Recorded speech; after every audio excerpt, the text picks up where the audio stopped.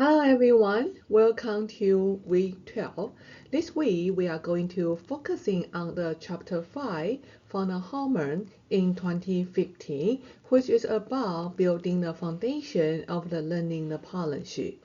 The key idea of this chapter is that learning doesn't happen without relationship.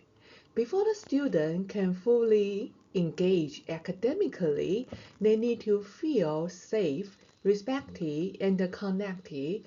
We will explore how trust, relationship, and the partnership with a family and the community are initial for the cultural responsive teaching and also for your future classroom.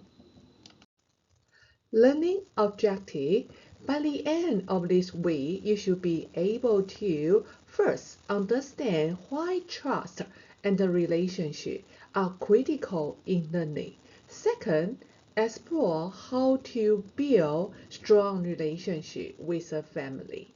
Third, apply cultural responsive teaching practices.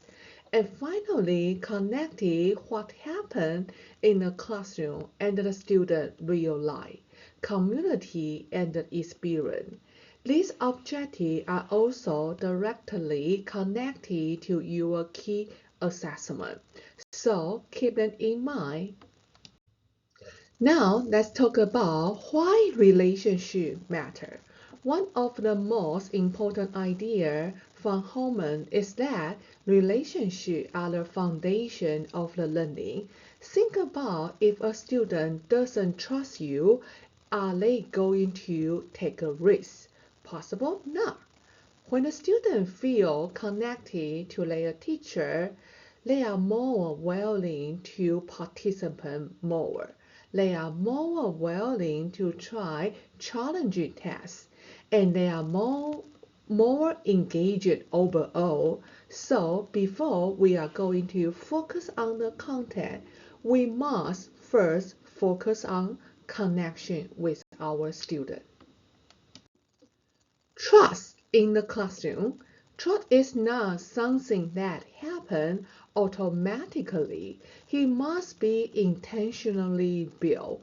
Hammond talk about teacher as a warm demander. That means you are caring and supportive, but you also hold higher expectation. Students need both. Trust is built through consistency, respect, cultural awareness. Especially in a diverse classroom, students are consistently asking, does this teacher understand me? Do they respect my background? So remember, building the trust is very critical for the student learning. Now let's talk more about family partnership. In culturally responsive teaching, family are not outsiders, they are partners. Family can bring knowledge, culture, value, experience. But sometimes schools unintentionally create barriers such as language differences, lack of communication, assumption about family. As a future teacher, your role is to communicate regularly, respect family perspective, and invite the family into the learning process. What is culturally responsive teaching? Culturally responsive teaching means recognizing that student culture are assets, not a barrier. Instead of asking students to adapt to the classroom, we adapt our teaching to reflect their identity. We can use examples that relate to their life. We can create inclusive learning environment. This is also about equity, making sure all the students have access to meaningful learning experience.